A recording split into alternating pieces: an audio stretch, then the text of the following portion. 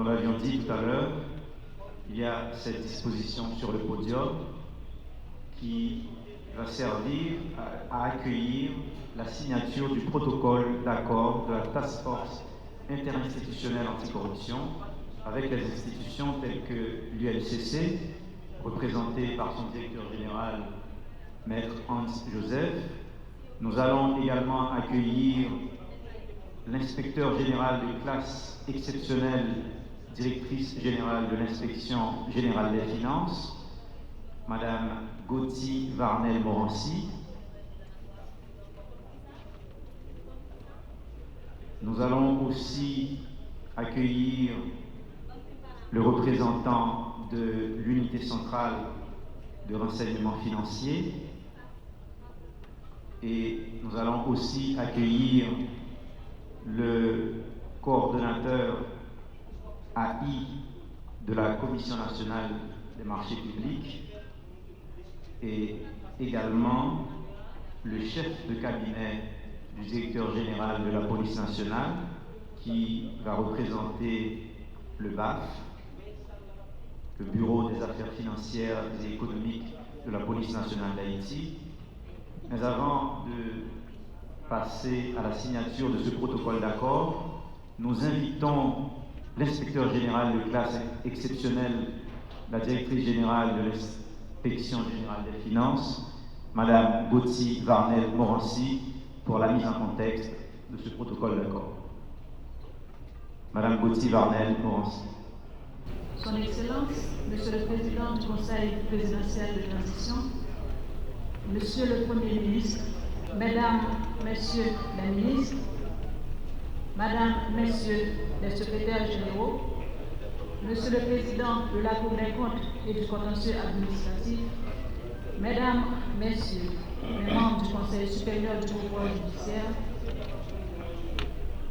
Monsieur le recteur de l'Université d'État d'Haïti, Monsieur le gouverneur de la Banque de la République d'Haïti, Monsieur le commandant en chef des forces armées d'Haïti, Monsieur le représentant du directeur général de la police nationale d'Haïti, Mesdames, Messieurs les directeurs généraux, Madame la représentante spéciale du secrétaire général des Nations Unies, Monsieur le représentant spécial du secrétaire général de l'Organisation des États américains, Mesdames, Messieurs les ambassadeurs accrédités en Haïti, honorables magistrats des différents cours et tribunaux de la République, Monsieur le bâtonnier de l'Ordre des avocats de Port-au-Prince, Madame la présidente du gouvernement jeunesse, distingués représentants des organismes de la société civile,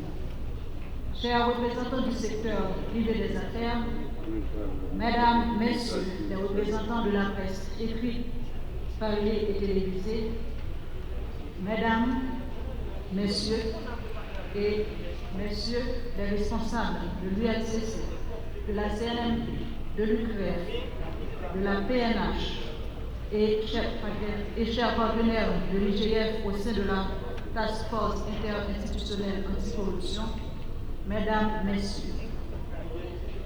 Depuis plusieurs années, nos institutions de contrôle, bien qu'engagées individuellement dans leurs missions respectives, ont fait face à des défis communs. Des systèmes souvent fragmentés, une coordination insuffisante et des ressources limitées pour relever efficacement les défis de fléau qui minent notre économie et compromettent le développement durable.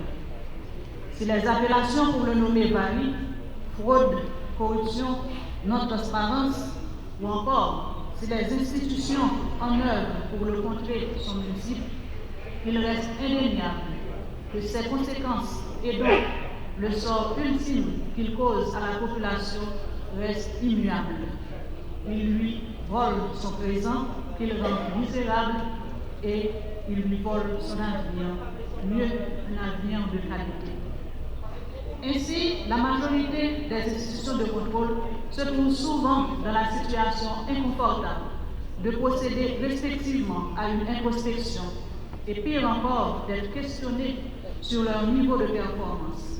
Ceci tenant compte des responsabilités qui leur sont confiées, des résultats concrets atteints, des attentes légitimes placées en elles par les citoyens face à l'ampleur des cas de dérive, de décisions contraires à l'éthique ou d'actes frauduleux, flagrants ou présumés posés dans le cadre de la gestion de la chose publique.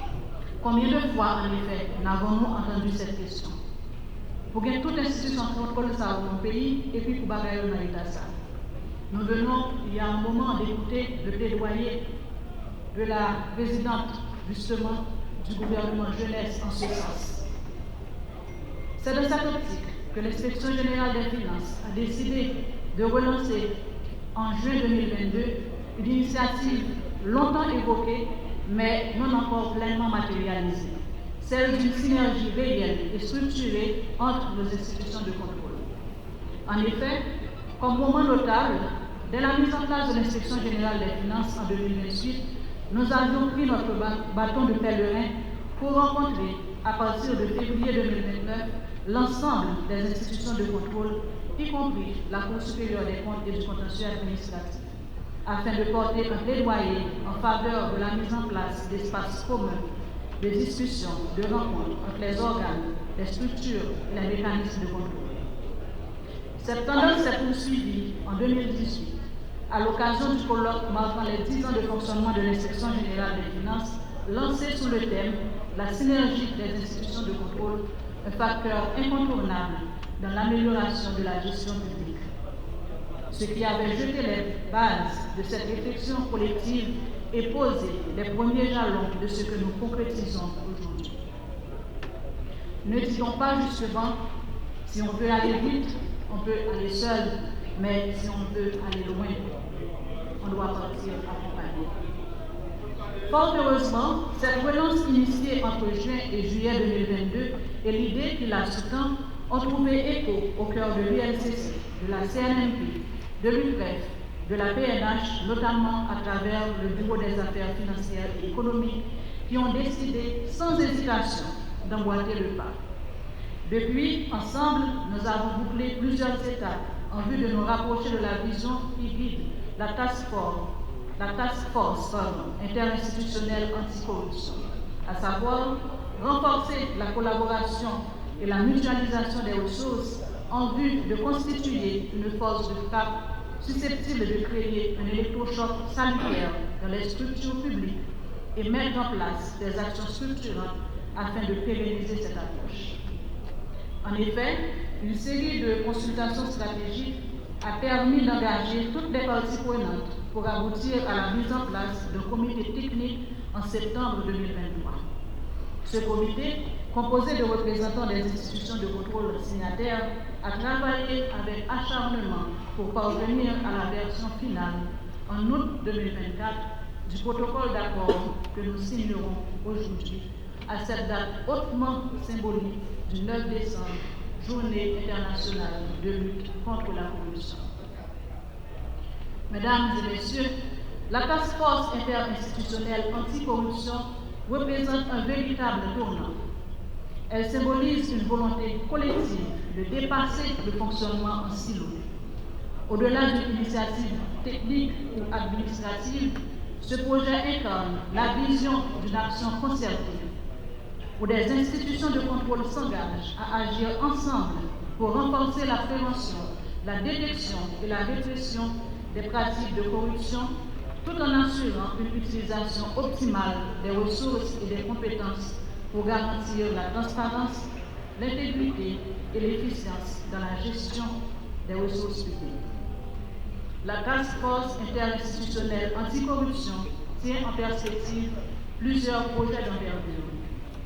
Certains sont de nature à faciliter la collaboration et la coordination interinstitutionnelle, telles les formations communes, des échanges d'informations, le partage et l'harmonisation du calendrier d'intervention. La plupart visent la collaboration, la transparence et la responsabilité dans la gestion des affaires publiques.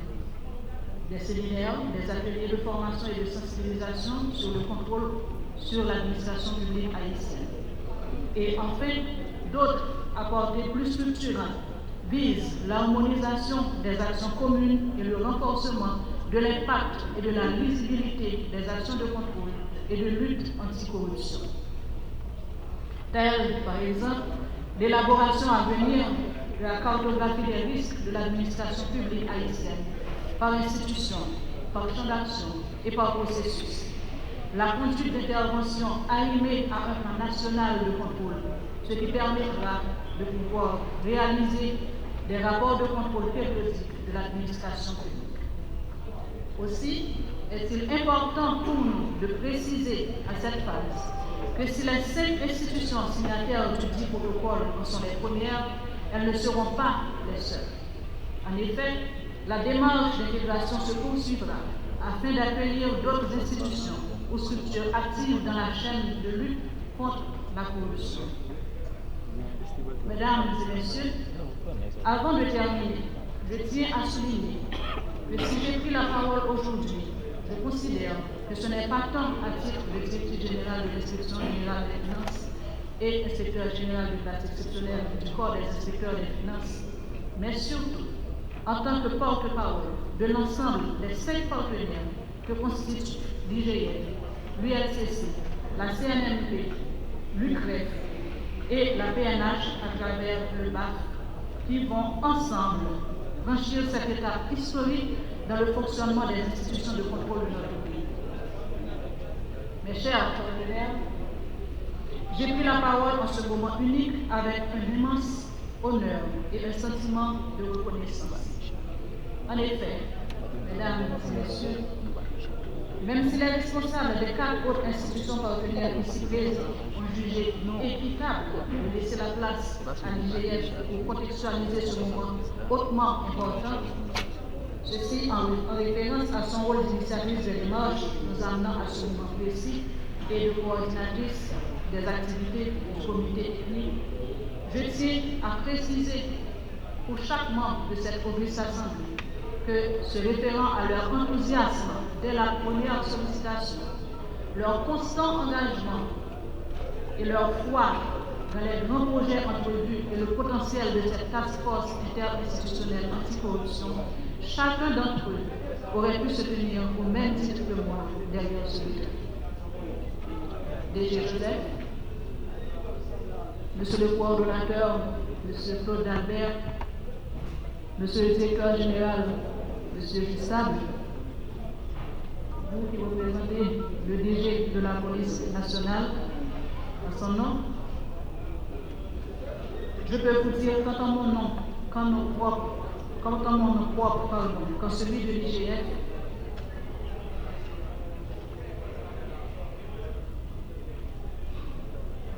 votre engagement à ce projet et votre capacité à embrasser l'idée et à en faire vôtre dès lors qu'elle ait pu avoir pour objectif in fine de mieux desservir l'intérêt commun et de nos missions respectives a été grandement admiré et apprécié. Mais aussi, permettez-moi de souligner le bel exemple de la continuité institutionnelle au nom de nos cinq, en saluant l'engagement et le support des collaborateurs des premiers instants, tels M. Jean-Marie Florian, l'inspecteur général Harold Enol Alphonse, respectivement et antérieurement coordonnateur de la Commission nationale des marchés publics et responsable du Bureau des affaires financières et économiques.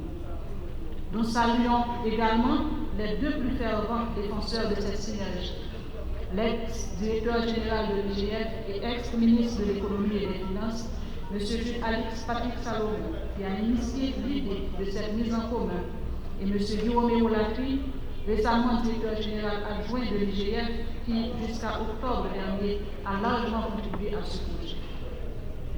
Par ailleurs, il est indispensable de mettre en avant le rôle éminemment important des ministres des Finances, de la Justice et des responsables de la primature successifs qui n'ont jamais hésité à nous supporter dans cette initiative et qui a mis du temps à prendre forme et à se concrétiser. Nous remercions particulièrement le comité technique interinstitutionnel dont le dévouement et le travail acharné ont été essentiels pour finaliser ce document dans les délais impartis.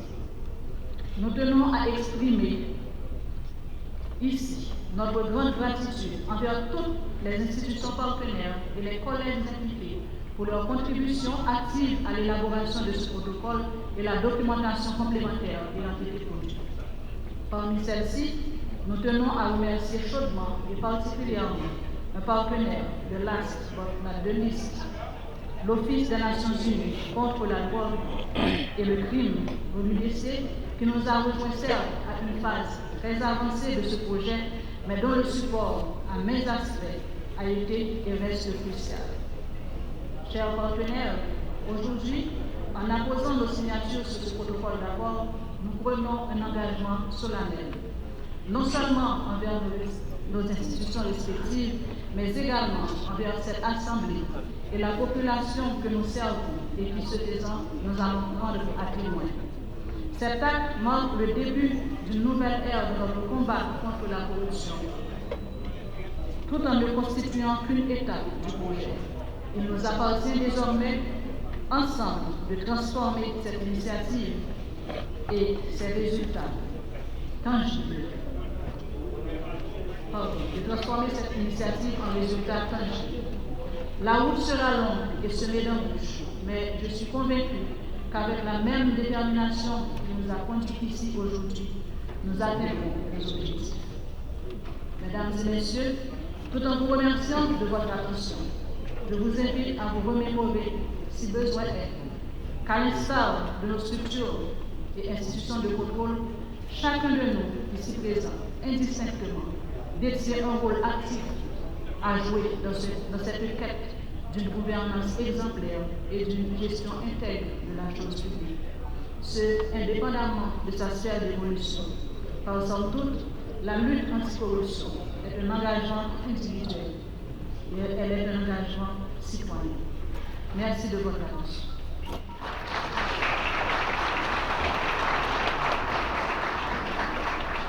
Mesdames et messieurs, nous allons maintenant procéder à la signature du protocole d'accord de la Task Force interinstitutionnelle anticorruption entre l'ULCC, l'IGF, l'UCREF, la CNMP et le BAF. Nous allons procéder à tour de rôle à la signature de ce document historique entre les institutions de contrôle en Haïti. Monsieur le directeur général de l'ULCC, Maître Hans Joseph, va commencer avec la signature de ce protocole pour nous.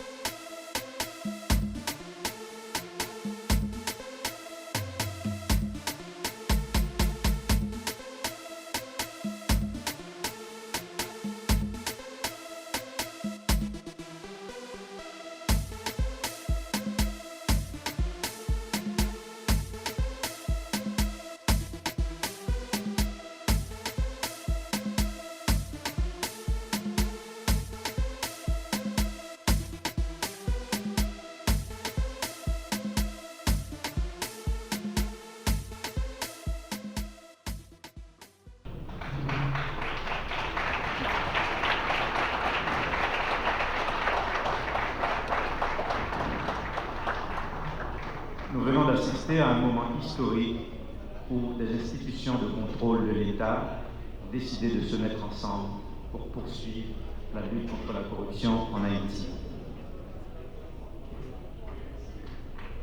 Encore une fois, je vous demande d'applaudir cette grande initiative.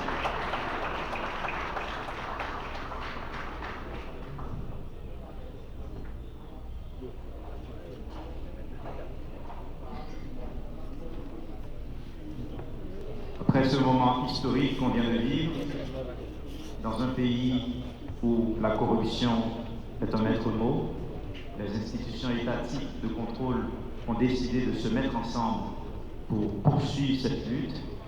Maintenant, nous allons faire place au ministre de l'Économie et des Finances, M. Alfred Metellus, dans son discours de circonstance. Excellence, Monsieur le Président du Conseil présidentiel de transition, Son Excellence, Monsieur le Premier ministre, chers collègues du gouvernement, Monsieur le Président de la Cour supérieure des comptes et du contentieux administratif. Messieurs les membres du Conseil supérieur du pouvoir judiciaire, Monsieur le coordonnateur de la Commission nationale des marchés publics,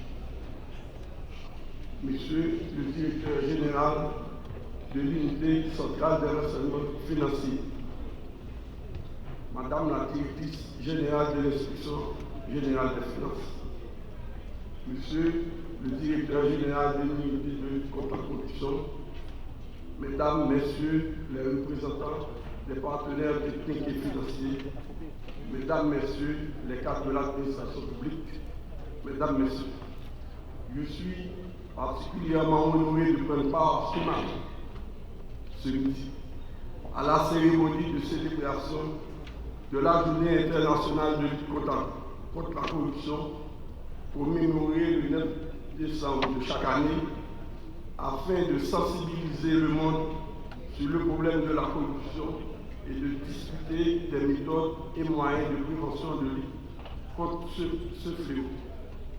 Cette commémoration, au-delà de sa portée symbolique, se veut être un lieu de rencontre des acteurs impliqués dans la lutte contre la corruption, qui sont tous conscients de la proportion importante prise par ce phénomène dans le pays et de ses effets néfastes sur la société de son ensemble. Mesdames, Messieurs, comme vous le savez sans doute, la corruption, en privant les institutions publiques des ressources indispensables à la mise en œuvre de leur mission, sape la confiance des citoyens dans l'État, ralentit les investissements et la croissance économique, alimente l'inflation et contribue à l'instabilité sociopolitique. Le choix du terme retenu cette année est plus que pertinent et vise à attirer notre attention sur la nécessité d'unir nos forces pour construire un avenir fondé sur des principes de probité, d'intégrité et de transparence. Nous allons prendre des dispositions afin que les jeunes fassent partie prenante de grands processus de construction d'une nouvelle mentalité fondée sur l'honnêteté, l'éthique, le respect de l'autre et des biens publics. Dans ce contexte, il est donc essentiel de mobiliser les jeunes afin de les sensibiliser et de les conscientiser sur les dangers de la corruption et ses effets négatifs sur la société. Je salue le travail appréciable réalisé par l'ULCC dans le domaine de la sensibilisation des écoliers et des jeunes universitaires haïtiens. J'encourage l'ULCC à préserver de cette voie et à étendre ce travail d'éducation et de sensibilisation à un plus large éventail de jeunes, plus particulièrement ceux vivant dans nos villes de province. Dans cette optique, j'exhorte donc tous les jeunes du pays, où que vous soyez, à être ouverts aux appels de l'ULCC, à être des catalyseurs du changement profond que nous voulons dans ce domaine et à avoir comme boussole des valeurs communes d'intégrité, d'honnêteté, de transparence dans toutes les activités que vous êtes appelés à entreprendre. Le manque de transparence dans la gestion publique, dans la gestion quotidienne des affaires publiques et privées, constitue l'une des causes majeures de la corruption dans le pays. Sur ce point, le gouvernement auquel j'appartiens s'engage à poursuivre les efforts de transparence et de bonne gouvernance initiés ces dernières années, portant notamment sur la mise à la disposition du public des informations sur le budget de l'État et des organismes autonomes, la publication de la liste des bénéficiaires effectifs des contrats publics et j'en passe. En ce sens, je félicite l'IRCC pour le travail réalisé dans le cadre de la préparation de l'avant-projet de loi sur le libre accès à l'information publique. Une attention particulière sera accordée à ce dossier qui a la vertu de garantir et de renforcer la confiance publique. L'application des sanctions aux acteurs jugés coupables d'actes de corruption représente un mécanisme efficace pour les décourager de poursuivre leur pratique et pour dissuader les autres de s'y engager. Nous allons travailler activement avec le système judiciaire pour un meilleur suivi des enquêtes sur les cas de corruption. La création éventuelle de parquets financiers national avec des magistrats compétents spécialisés vont beaucoup aider à mieux sanctionner les cas de corruption. Il est également opportun de doter le pays d'une nouvelle stratégie de lutte contre la corruption axée sur les piliers tels que la gouvernance, la prévention, la répression, la communication, la formation et la coopération internationale. La participation de tous sera largement encouragée. Ces deux dossiers, à savoir l'avant-projet de loi sur le libre accès à l'information publique et la stratégie nationale de lutte contre la corruption, sera abordée avec sérénité, avec d'adapter notre cadre légal et communautaire et de répondre à nos engagements internationaux. Je salue les efforts déployés au niveau international afin de combattre ce mal qu'est la corruption. J'en profite pour louer et remercier nos partenaires techniques et financiers pour leur assistance fournie à nos différentes institutions de contrôle des dépenses publiques. Celles fournies notamment par l'ONUDC, Office des Nations Unies contre la drogue et le crime, est particulièrement appréciée.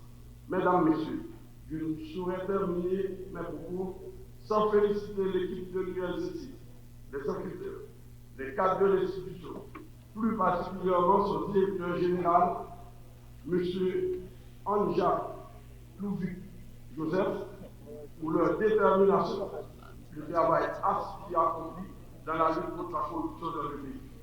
Et je termine en appelant que s'unir aux jeunes contre la corruption aujourd'hui, c'est façonner une meilleure Haïti pour les générations futures. Je vous souhaite une bonne célébration de la Journée internationale de lutte contre la corruption et du courage pour tout le chemin qui reste à parcourir. Je vous remercie. Merci, Monsieur le ministre de l'Économie et des Finances, Monsieur Alfred Métellus. Maintenant, nous vous invitons à vous mettre debout pour accueillir Son Excellence Monsieur Leslie Voltaire, président du Conseil présidentiel de transition, dans son discours de circonstance. Mesdames et Messieurs, sous vos applaudissements.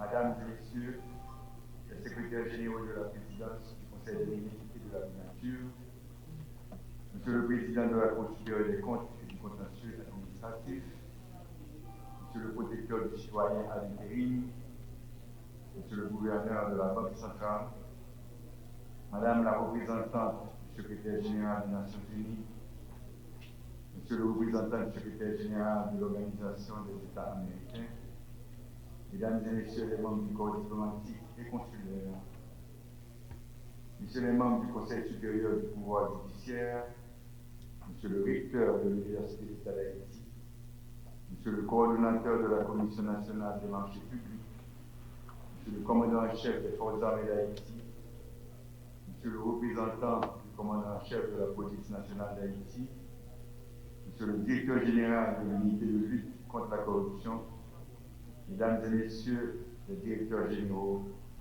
honorables magistrats des différents tribunaux et cours de la République, Monsieur le bâtonnier de l'ordre des avocats de Port-au-Prince, distingués représentants des organisations de la société civile, chers jeunes présents dans la salle, Mesdames et Messieurs les cadres et enquêteurs de l'unité de lutte contre la corruption, Mesdames et Messieurs de la presse, chers invités, Mesdames et Messieurs, en vos rangs, grades, titres et qualités, chers compatriotes, je voudrais remercier d'abord la représentante du secrétaire général des Nations Unies, Mme Salvador, pour ses propos émotionnels vis-à-vis de la tragédie de Jérémy. Je veux ensuite féliciter les 5 organismes de l'État qui viennent de signer ce protocole d'accord historique.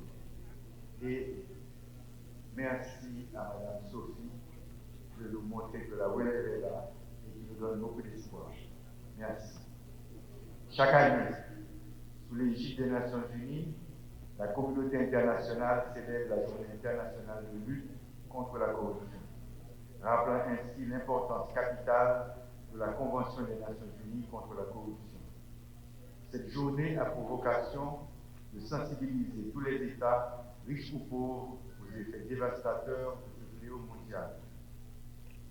En ce 9 décembre 2024, nous célébrons cette journée sous le thème « S'unir avec la jeunesse contre la corruption, façonner l'intégrité de l'humain ».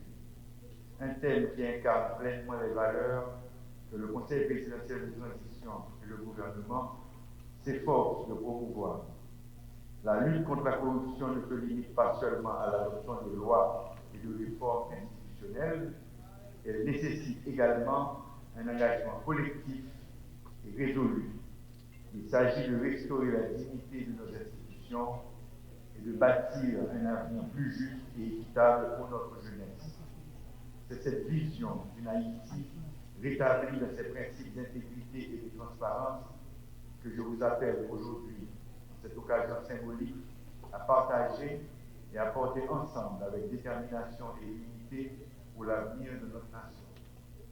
Nous le savons bien, la corruption ne se contente pas seulement de fragiliser les bases de notre société, elle en érode les fondements mêmes, sapant ainsi la légitimité de l'État et détruisant la confiance des citoyens envers leurs dirigeants. Elle instaure un climat de défiance généralisé qui affaiblit le contrat social, ouvrant la voie à l'arbitraire et à l'injustice. Sur le plan économique, la corruption freine notre croissance en dissuadant les investisseurs étrangers et en exposant nos entrepreneurs locaux à une concurrence déloyale et perverse qui étouffe l'initiative locale. En plus de cela, son impact va bien au-delà de l'économie.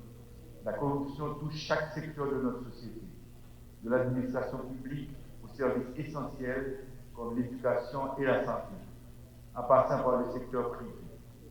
Elle entrave toute initiative de redressement, particulièrement en cette période où nous faisons face à des défis politiques, économiques et sécuritaires majeurs. Elle accentue les inégalités sociales en concentrant les richesses et les privilèges entre les mains d'une minorité, tout en laissant la majorité de la population dans la pauvreté et le désespoir. Pire encore, la corruption est aussi un poison violent pour la démocratie. En privant nos processus électoraux de leur transparence et de leur crédibilité, elle dénature la volonté populaire et réduit le suffrage universel à une mascarade. Là où la corruption règne, l'intégrité électorale devient une illusion, alimentant une instabilité politique permanente et aggravant une crise de gouvernance endémique. Hélas, c'est cette réalité amère qui s'impose à nous quotidiennement en Haïti. Il s'avère donc impératif et urgent d'y mettre un terme, sans compromis, si nous voulons véritablement restaurer l'autorité de l'État, regagner la confiance du peuple et relancer notre pays sur les voies de la démocratie et du développement durable. Chers compatriotes, en tant que président du Conseil présidentiel de transition, je tiens absolument à être clair face à ce tableau alarmant. La lutte contre la corruption est une priorité absolue de notre administration, une impérieuse obligation de l'accord politique du 3 avril 2024 pour une transition pacifique et ordonnée, qui enjoint de travailler au renforcement des institutions étatiques de lutte contre la corruption et l'impunité. Nous ne pouvons construire un avenir stable, juste et prospère sans une gestion rigoureuse de nos ressources et une responsabilisation totale des acteurs publics et privés. Ainsi, combattre ce fléau doit aujourd'hui être placé au cœur de l'agenda de tous les responsables de l'administration publique. Je vous rappelle qu'en tant qu'agent public, vous avez la responsabilité de montrer exemple. Il est illusoire de prétendre combattre un mal que l'on tolère de ses propres pratiques. Votre intégrité constitue le fondement sur lequel repose la confiance de nos concitoyens et la crédibilité de nos institutions. En rejetant fermement la corruption, vous contribuez à restaurer l'équité, à renforcer la transparence et à ouvrir la voie à un avenir plus juste et plus prospère pour tous. Toutefois, cette lutte ne peut se limiter à l'élite dirigeante ni aux institutions publiques. Elle doit impliquer chaque citoyenne, chaque citoyen dans un engagement ferme envers l'intégrité, la transparence et surtout la justice.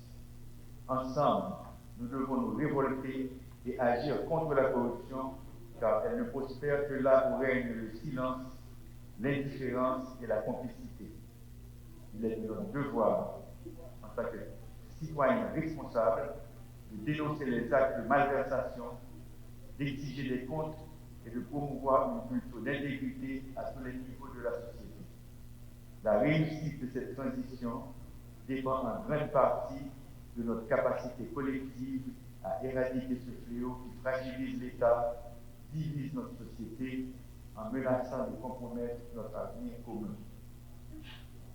Chers concitoyens, nous ne pouvons plus tolérer ni reproduire des pratiques destructrices qui nous ont conduit à la situation actuelle. Nous devons nous engager dans une mobilisation collective et inébranlable pour instaurer une gouvernance qui place l'intérêt général au-dessus des privilèges personnels. C'est ensemble, dans ce même engagement, que nous parviendrons à restaurer la confiance, à garantir l'équité et à ouvrir la voie à un avenir où chacun pourra aspirer à la prospérité, à la paix, à la sécurité et à la dignité. Messieurs et dames, frères Maxime, je dis à nous tout à fait conséquences phénomène de corruption qui a taillé dans tout le coin de l'administration publique. Nous ne pouvons pas rester à plaindre seulement. Nous devons lever camper, montrer nous indignés et prendre action pour chercher solution contre malaise qui a détruit le pays. Parce que si nous ne faisons pas rien, c'est nous tous qui avons payé le prix.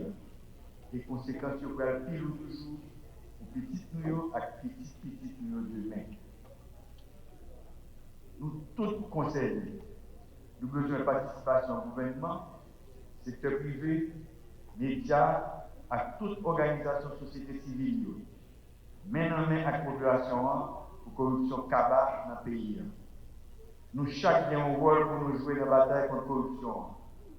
Le pays a besoin de solidarité, détermination, avec engagement de tout le monde pour changer de direction.